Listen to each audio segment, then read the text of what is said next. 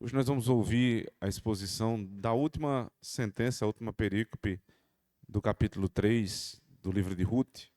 Ruth 3, versos 16 até o verso 18, que dizem respeito à volta de Ruth, depois de ela estar com Boaz na eira, e ali há um compromisso de Boaz em buscar o outro Goel, o outro resgatador, para saber se ele iria ou não resgatar Ruth, e em seguida ele voltaria para traçar os planos para o casamento.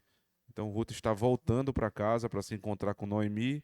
Ele vai dar essas notícias a respeito da conversa que teve com Boaz, e nós vamos ver o desfecho que haverá entre Ruth e Noemi antes que os termos do casamento sejam iniciados no capítulo 4. Ruth 3, versos 16 até o final.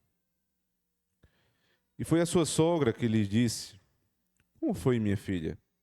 E ela lhe contou tudo quanto aquele homem lhe fizera. Disse mais: "Estas 6 medidas de cevada me deu, porque me disse: não vais vazia à tua sogra." Então disse ela: "Espera, minha filha, até que saibas como irá o caso, porque aquele homem não descansará até que conclua hoje este negócio." Amém. Vamos orar? Senhor, nós te pedimos mais uma vez, como sempre fazemos nos domingos, para que o Senhor, pelo teu Espírito Santo, use o pregador da palavra com intrepidez, com transparência, com sinceridade, Senhor Deus, e principalmente com o poder que procede do Senhor. Use-o para a tua glória, para o bem deste povo. Abençoa, Senhor Deus, também os corações que estão aqui, para que se inclinem ao Senhor e à tua palavra e possam ser transformados. Aqueles que precisam de salvação sejam salvos. Aqueles que foram rejeitados confirmem esta rejeição. E aqueles que precisam, Senhor Deus, de encorajamento, de renovo, de correção, tudo isso seja feito a partir da tua lei exposta e do teu evangelho anunciado. Ó Deus, abençoa-nos mais uma vez esta manhã, no nome de Cristo, nosso Senhor. Amém. A formação de uma família, ela não é algo simples. Não é um processo que começa num dia e termina no outro. Isso porque, dentre muitas decisões que nós temos na vida, a decisão de com quem nós vamos casar é, se não a mais séria de todas, ela está dentre as mais sérias. Porque o envolvimento que você tem com uma pessoa, que segundo a Escritura não deve ser desfeito. E que esta pessoa vai te acompanhar todos os dias da tua vida, desde o amanhecer até o anoitecer. Vocês irão dormir juntos, vocês vão acordar juntos, vocês vão dividir as dores e as vitórias juntos. Então, escolher bem e pensar muito bem em todo o processo de formação da família é algo essencial para que o casamento, para que esta família, quando esteja em exercício, ela possa ser uma família que tenha sucesso à luz da Escritura. Quantos casamentos foram formados de maneira atabalhoada e trazem os resquícios até hoje? É possível que eles encontrem a morte como separação. É possível que até casamentos atabalhoados sejam mantidos até a morte.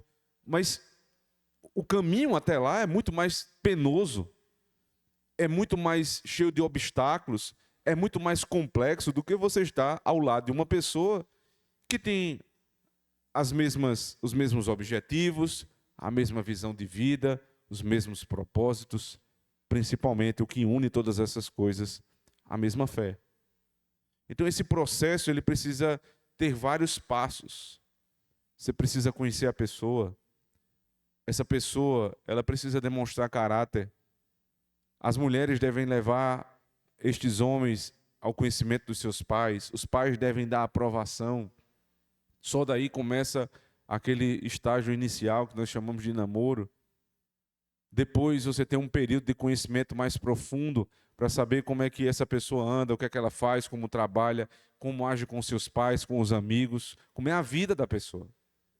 Então é um processo, isso leva tempo. Isso não precisa levar 10 anos, evidentemente, mas leva um certo tempo para que essa relação amadureça e vocês possam, de fato, pensar no casamento. E este casamento, uma vez feito, é feito para ser separado somente com a morte, segundo o nosso Senhor Jesus Cristo nos ensina, lá em Mateus capítulo 19.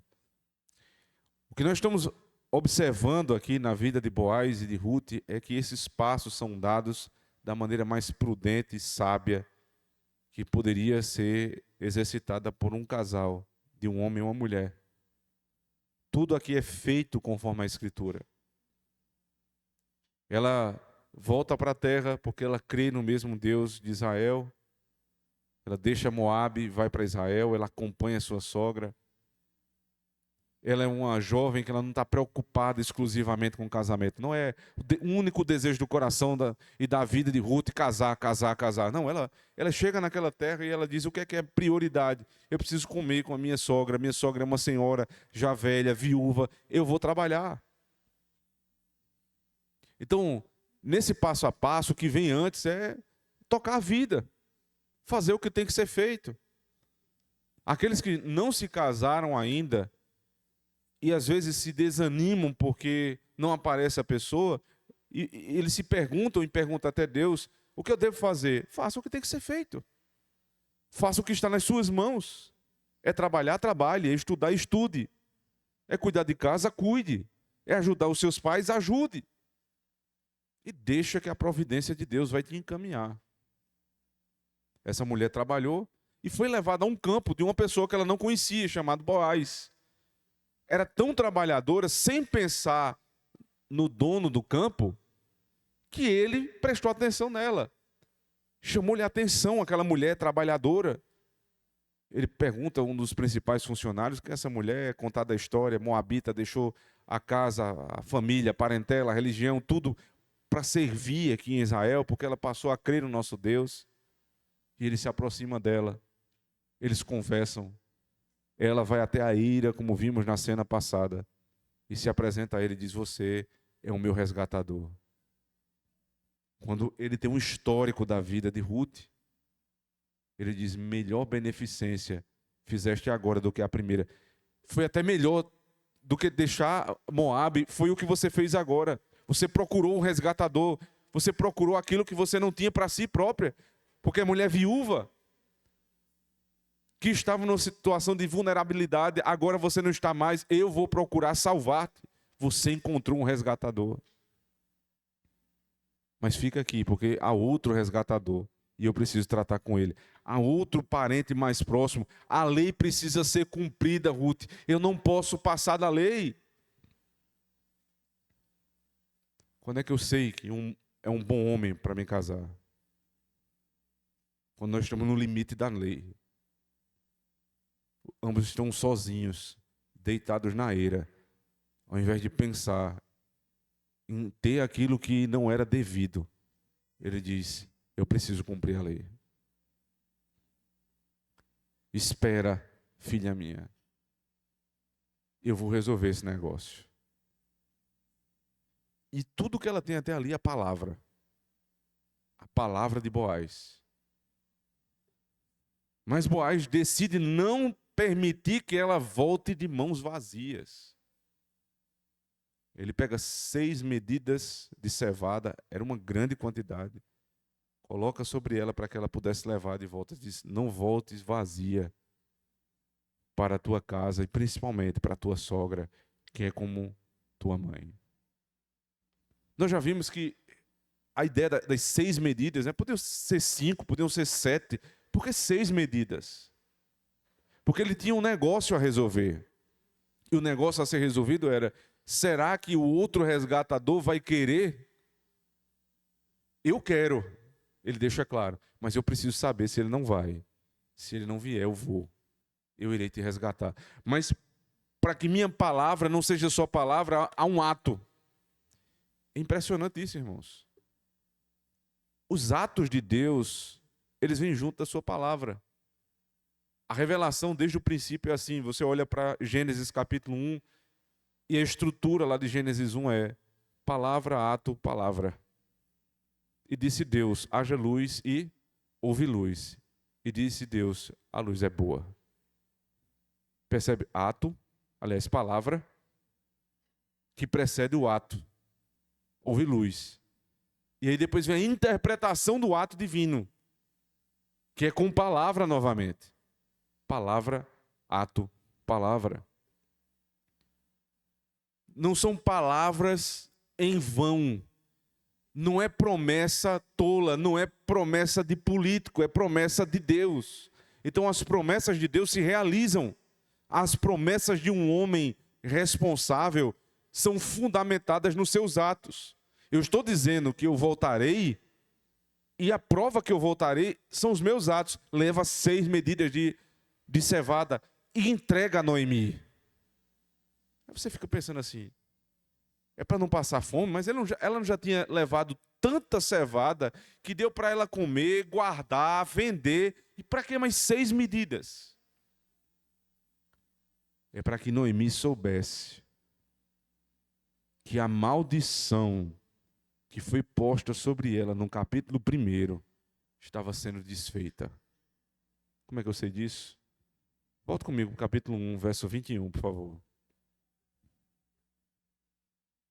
Palavras de Noemi, quando está voltando para Israel. Ela havia dito no verso 20, não me chameis Noemi, chamai-me Mara, porque grande amargura me tem dado o Todo-Poderoso. Cheia parti, porém vazia, o Senhor me fez tornar. Por que, pois, me chamareis Noemi? O Senhor testifica contra mim, e o Todo-Poderoso me tem feito mal. Cheia saí, porém vazia retornei. Cheia de quê? Cheia de filhos. Malom e Quilion. Cheia com o marido. A completude de uma mulher é ter marido e filhos. Evidentemente, na providência existem casos extraordinários, onde mulheres não têm maridos e filhos e são completas, porque tem Cristo. Mas ordinariamente a completude de uma mulher se encontra, eu encontrei marido e filhos. Mas agora eu perdi.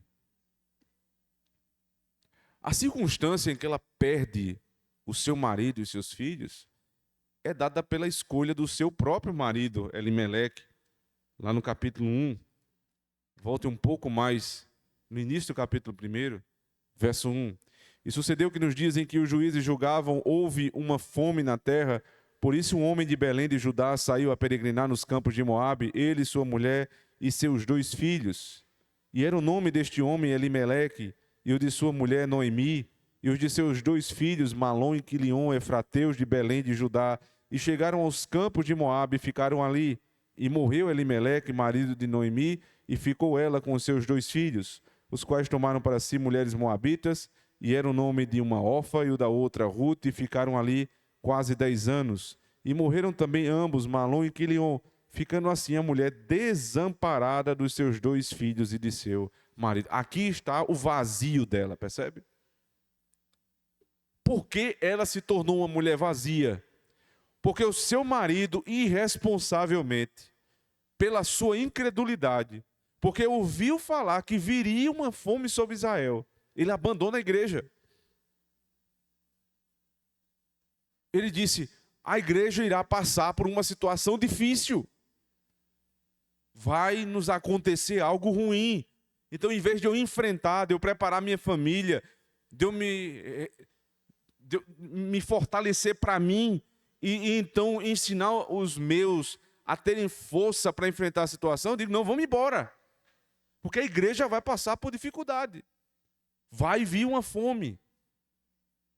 E por conta desse pecado de incredulidade, ele trouxe morte para a sua família.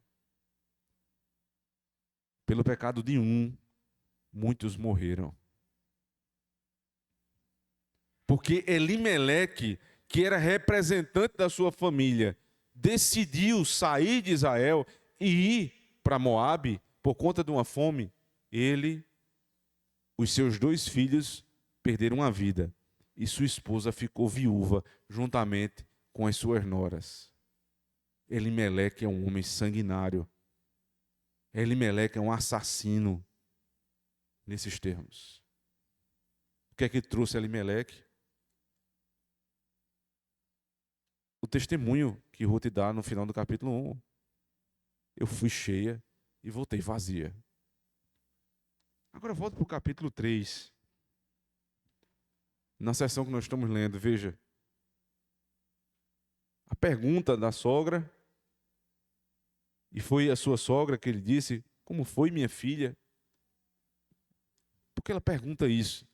Você imagina que a conversa de Ruth com Boaz se deu de madrugada, depois da festa da eira. E Noemi não estava na festa, ela estava em casa. Imagina uma mãe esperando a notícia a respeito do casamento da sua filha, que não era qualquer casamento. Era a salvação da família e a possibilidade de que a descendência dessa família fosse preservada. Então, o nível de ansiedade de Noemi era altíssimo. Achei interessante um autor descrevendo, ele disse, imagina como foi essa noite. Quantos sonhos ela teve, pensando que Ruth havia chegado. Quantos sustos, né? Quando a gente está dormindo assim, muito ansioso, a gente tem um susto de madrugada, levanta, não amanheceu ainda, dorme de novo. Levanta, dorme de novo. Vai na porta, olha, será que ela chegou? Vai no quarto, será que ela está no quarto? Não está. Aí de manhãzinha ela chega. O que é que você vai perguntar? E aí, minha filha, como é que foi lá? O que ela quer saber de fato é, e aí, você se casou? Ele vai querer casar com você? A resposta é, veja, e ela assegurou, verso 16, parte B, e ela lhe contou tudo quanto aquele homem lhe fizera. Disse mais, estas 6 medidas de cevada me deu, porque disse, não vais vazia a tua sogra. As palavras na Escritura não são usadas por coincidência. Elas se repetem porque eles têm um propósito. O começo do texto é Elimeleque achou que sua casa teria a despensa vazia, porque só pensava no estômago. Porque era um homem incrédulo. E a única coisa que ele pensava é, não pode faltar bens materiais na minha casa. Então vamos embora daqui, deixa a igreja. Eles vão passar por dificuldade. Eles que se virem. Eu não vou deixar isso acontecer com minha família. E ele foi um homem que trouxe morte à sua casa. Agora, quando Ruth volta, ainda não com a certeza do casamento, mas com a promessa. Ela conta tudo o que aconteceu. Isso já está descrito ali no capítulo 3, versos 10 a 15. Quando ele se acordou na eira, teve a surpresa. Ela disse o que estava acontecendo, que queria saber se ele iria resgatá-lo ou não. Ele disse, eu preciso esperar. Ele elogia o seu caráter, as suas ações, e diz, espera que eu vou lá. E ele me entregou isso aqui. E disse que era para te dizer, que era para que fique claro que nós não estamos mais vazias. Por que elas estavam vazias? Porque perderam esposo e filhos. Agora, se por um homem entrou o pecado, por outro homem entrará a justiça. Eu vou cumprir o que o teu marido não fez. Eu vou fazer o que ele deveria ter feito. E qual é a certeza? Qual é o selo? Qual é a garantia que eu tenho? 6 medidas de cevada. Isso aqui é para você perceber. Eu serei o provedor. Diga a Noemi que ela não é mais uma mulher vazia. E sabe por que Noemi não seria, mesmo que ela não se casasse, quem casaria era a sua nora? A ligação das duas é uma ligação de família. Sogras e noras são família. E o casamento de Ruth era a certeza que a descendência da família de Elimeleque, o seu marido falecido, que ela ainda o honrava, essa descendência seria mantida. Então ela se alegra: eu não estou mais vazia, haverá vida na minha família. O meu marido foi incrédulo e nos colocou nessa situação, mas o Senhor está nos dando um outro marido. E esse já anunciou que voltará. Não vais vazia a tua sogra. 6 medidas, não 7. Porque não está completa ainda a obra. A completude na Escritura, ela é sinônimo do número 7. Quantos dias tem a semana? 7 dias. Que são divididos. Você vai trabalhar 6 dias, vai descansar um dia. No Antigo Testamento, você trabalhava 6 esperando o descanso. No Novo Testamento, você descansa no primeiro dia, porque Cristo já veio e você trabalha em vitória durante a semana inteira. Mas ele não havia vindo ainda. E Boaz é o tipo de Cristo. É o marido que veio resgatar a sua esposa.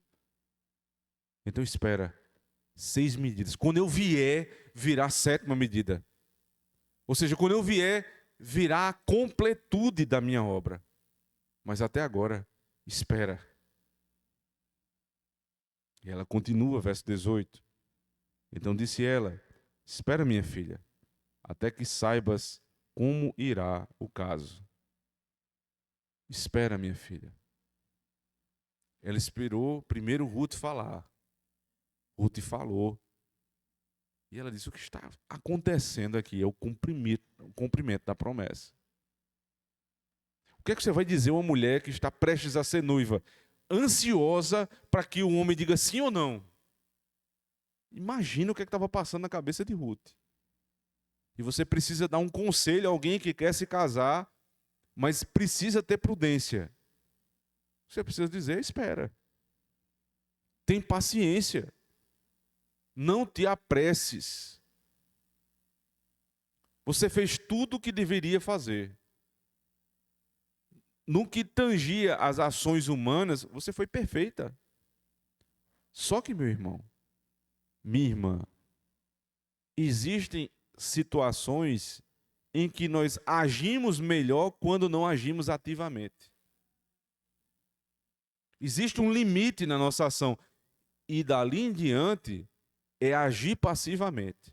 Parece até uma contradição. Mas existe um ato a ser feito. Confia, espera. Isso é agir.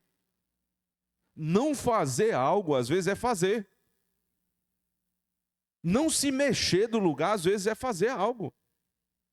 Porque você disse: eu fiz tudo o que estava nas minhas mãos, mas daqui em diante é só o Senhor. Mas quando você olha para a circunstância em si, aparentemente não seriam ações divinas que desceriam do céu para resolver a causa. Lembre-se que ao entregar as 6 medidas para aquela mulher, quando eles se despediram de maneira muito discreta ao sair da eira, enquanto Ruth voltou para casa, aquele homem cheio de negócios deixou seus negócios e foi encontrar o outro goero, o outro resgatador, para tratar com ele. Então era uma conversa de 2 homens. Só que para Ruth ela não tinha o que fazer. As ações divinas, irmãos, elas não são sempre como nós vemos, especialmente em textos de grande revelação, como em Êxodo. Deus agiu, ele abriu o mar. Está vendo? Deus age abrindo o mar. Deus mandou cordonizes. Deus fez água sair da rocha. Deus pode fazer todas essas coisas, mas ele não age ordinariamente assim. É preciso observar as ações divinas naquilo que parece ser meramente atitude humana. A conversa de Boaz com outro resgatador é a conversa de 2 homens guiados por Deus. Não era simplesmente um negócio entre 2 homens, mas era um negócio guiado por Deus. Não desmereça as ações de Deus que parecem meramente ordinárias, mas tente enxergar naquilo que foi decidido, naquilo que foi tratado, naquilo que chegou até as tuas mãos, naquilo que você não pôde fazer e foi feito, é a mão de Deus. Espera, filha minha. Aguarda no Senhor. O teu marido vai voltar. Até quando? Veja, verso 18. Até que saibas como irá o caso. Ou seja, enquanto eles não resolverem. Agora a mulher não vai mais procurar um homem e tentar pressioná-lo. Ela não vai usar artifício humano.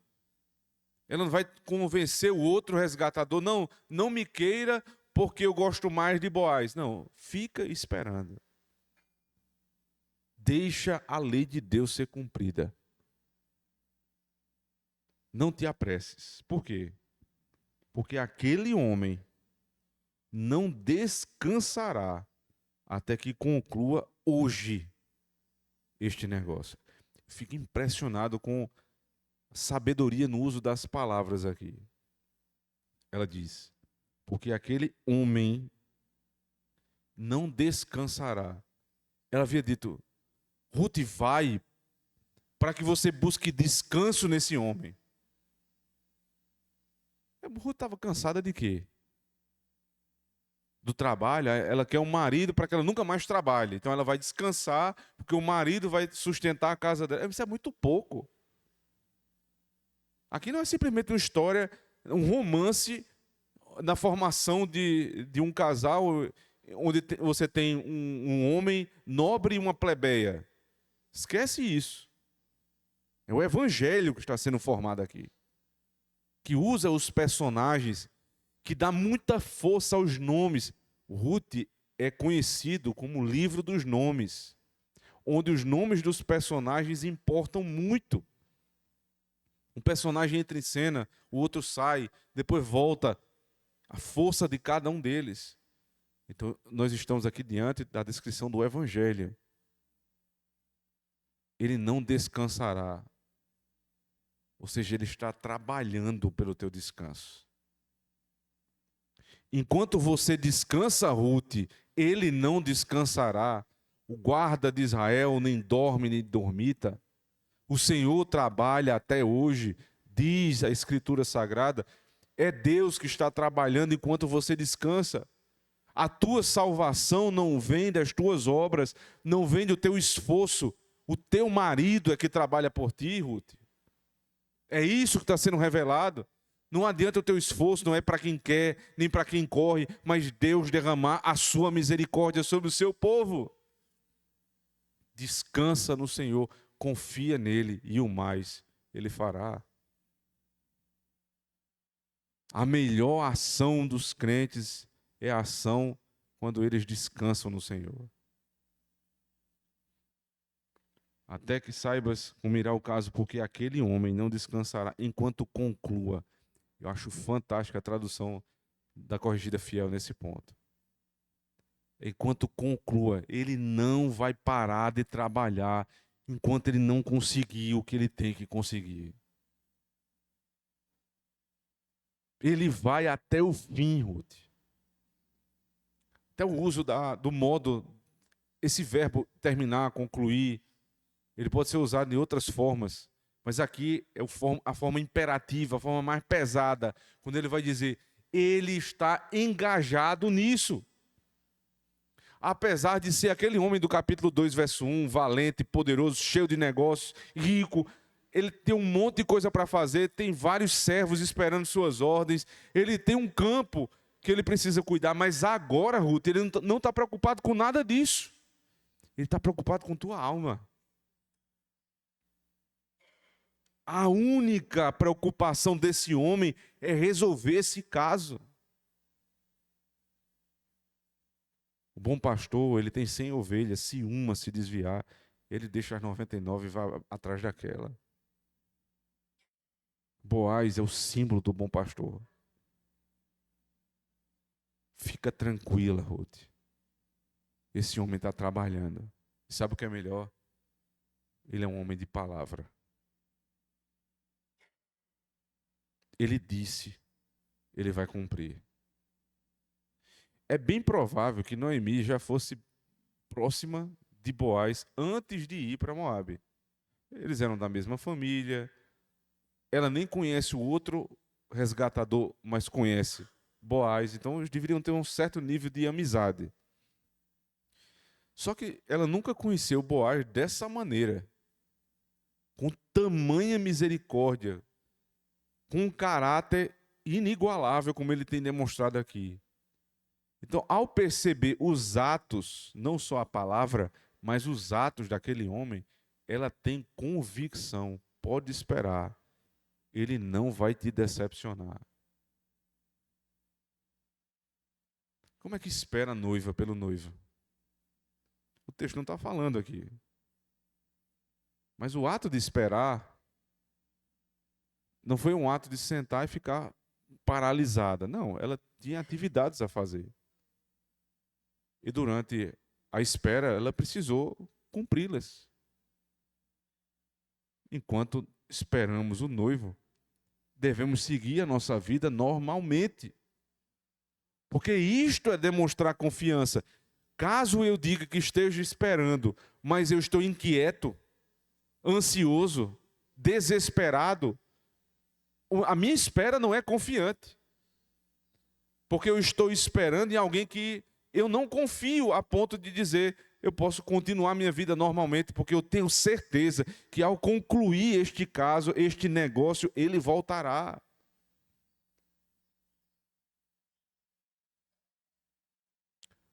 Aqueles que exercem liderança, eles precisam tentar entender se os seus funcionários, os seus filhos ou demais inferiores em posição têm uma expectativa semelhante a essa.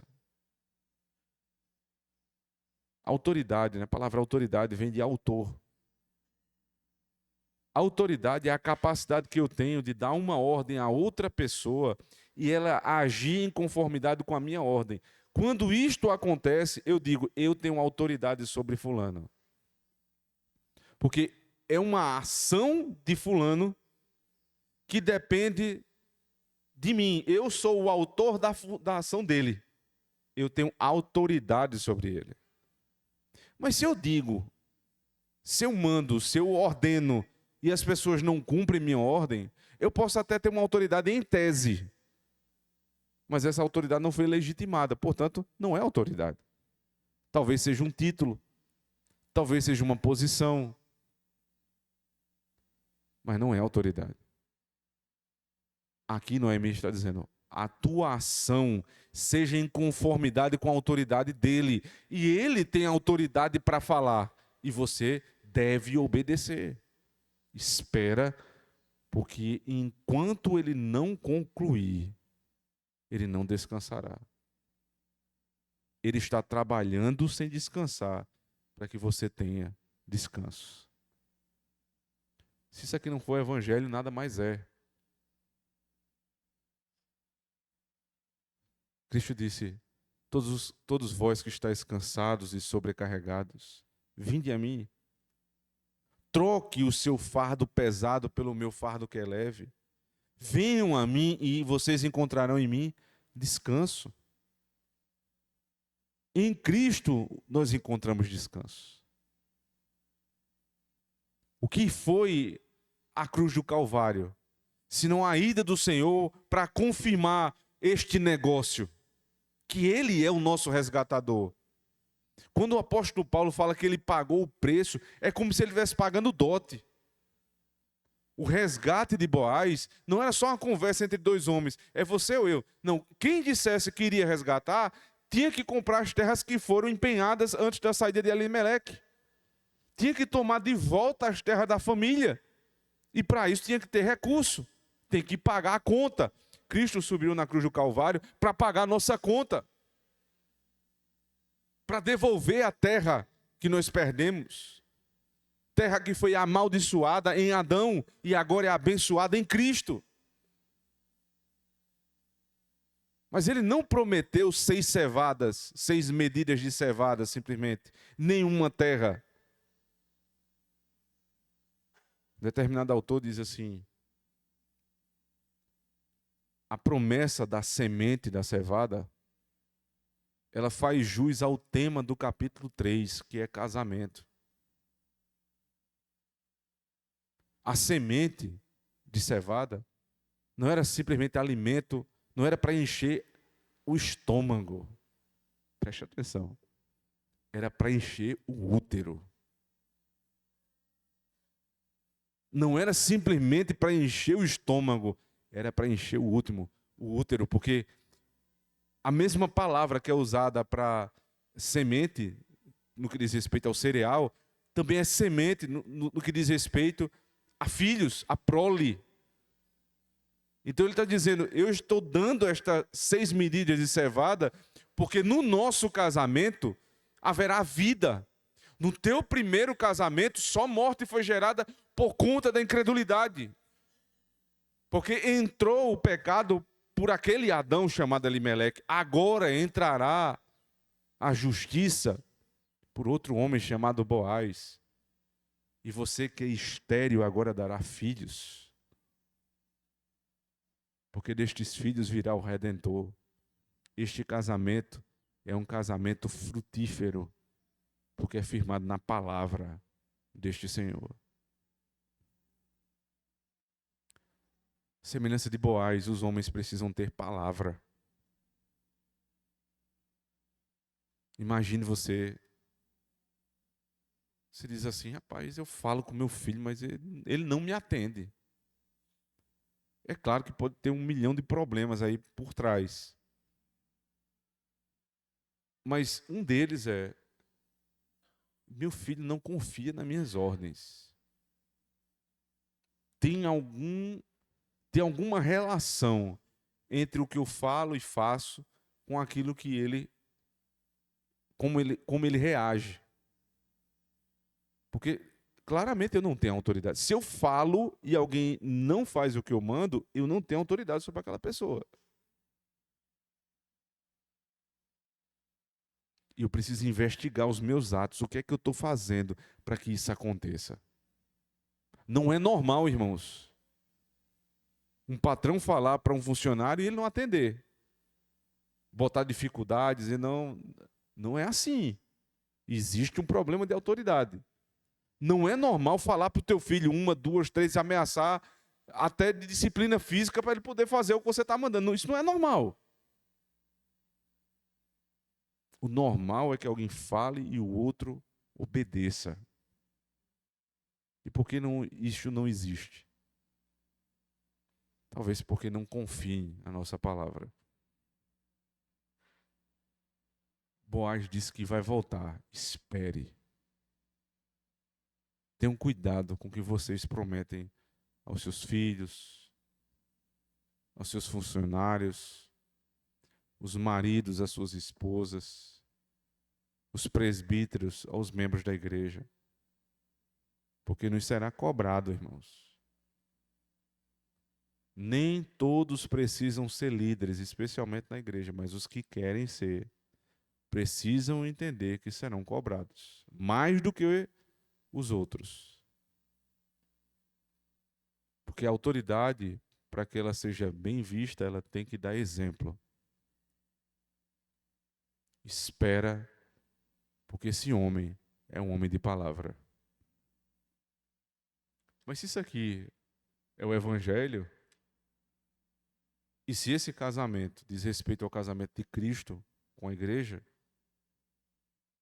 o momento que nós estamos aqui, no final do capítulo 3, é muito semelhante ao momento que nós estamos agora, no que diz respeito à nossa vida espiritual. O nosso marido já veio, ele disse que quer se casar conosco, ele empenhou a sua palavra. Efésios 1, a partir lá do verso 11 em diante. Ele deu o Espírito Santo como um penhor da promessa. As 6 medidas de cevada já estão na nossa mão. E antes de ser assunto aos céus, ele se encontra com seus discípulos, lá em Atos capítulo 1, e diz, vocês estão olhando para cima por quê? Vocês lembram desse texto? Estão olhando para cima por quê? Do jeito que o Senhor levou ele vai voltar. Ele subiu, mas ele vai voltar. E ele deixou o Espírito Santo como selo da promessa. Aguardem, porque ele não descansará enquanto não resolver este negócio hoje. E como é que fica a noiva? 2 Timóteo capítulo 4, para nós encerrarmos. A expectativa da noiva nessa situação.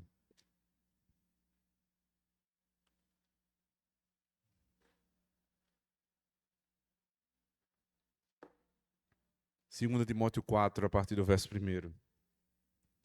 Conjuro-te, pois, diante de Deus e do Senhor Jesus Cristo, que há de julgar os vivos e os mortos na sua vinda e no seu reino. Que pregues a palavra, instes a tempo e fora de tempo, corrijas, repreendas, exortes, com toda a longanimidade e doutrina, porque virá tempo em que não suportarão a sã doutrina, mas, tendo coceira nos ouvidos, amontoarão para si doutores conforme as suas próprias concupiscências, e desviarão os ouvidos da verdade, voltando às fábulas. Mas tu, sê sóbrio em tudo, sofre as aflições, faze a boa obra do evangelista, cumpre o teu ministério, porque eu já estou sendo oferecido por aspersão do sacrifício, e o tempo da minha partida está próximo. Combati o bom combate, acabei a carreira e guardei a fé. Desde agora a coroa da justiça me está guardada, a qual o Senhor, justo juiz, me dará naquele dia, e não somente a mim, mas também a todos os que amarem a sua vinda. Amém. Ele está dando instruções a Timóteo e à igreja. Como aguardar a vinda do marido, do Cordeiro de Deus. Cuidado para não ficar escutando bobagem aí, fábula, invenção, nova pregação. Não existe isso. Não é teu marido falando. Para de ouvir 1 milhão de informações a respeito do teu marido que não são verdadeiras, que não procedem do caráter dele. Veja quantas falsas instruções são entregues à igreja, muitas vezes, neste tempo, na internet, em muitos púlpitos, coisas que não dizem respeito ao caráter de Cristo. Não ouçam, não ouçam, mas guardem a fé, combatam o bom combate e tenham a mesma disposição, segundo o apóstolo Paulo, que ele teve, de não só esperar a vinda do marido, muito mais do que isso. O Senhor não disse, serão abençoados aqueles que me esperarem, mas os que amam a minha vinda. Nós amamos, esperamos, ansiosamente, tantas coisas, né? As crianças dizem assim, quando chegar o dia das crianças, o dia do aniversário, eu vou ganhar um presente. Ansiosamente aguardam. Os adolescentes, quando chegar aos meus 18 anos, eu vou ter um pouco mais de liberdade. Ansiosamente aguardam. A jovem, o dia do casamento. O rapaz, o dia de se encontrar com a sua esposa e assim por diante.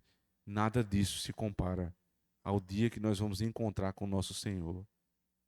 Nós precisamos dizer, Maranata, a hora vem, Senhor Jesus. E ansiar todos os dias. Porque aquele que entregou 6 medidas de cevada não descansará enquanto não completar a sua obra. Cristo virá e todos aqueles que amam a sua vinda serão recebidos por ele na glória para as bodas do Cordeiro. Amém.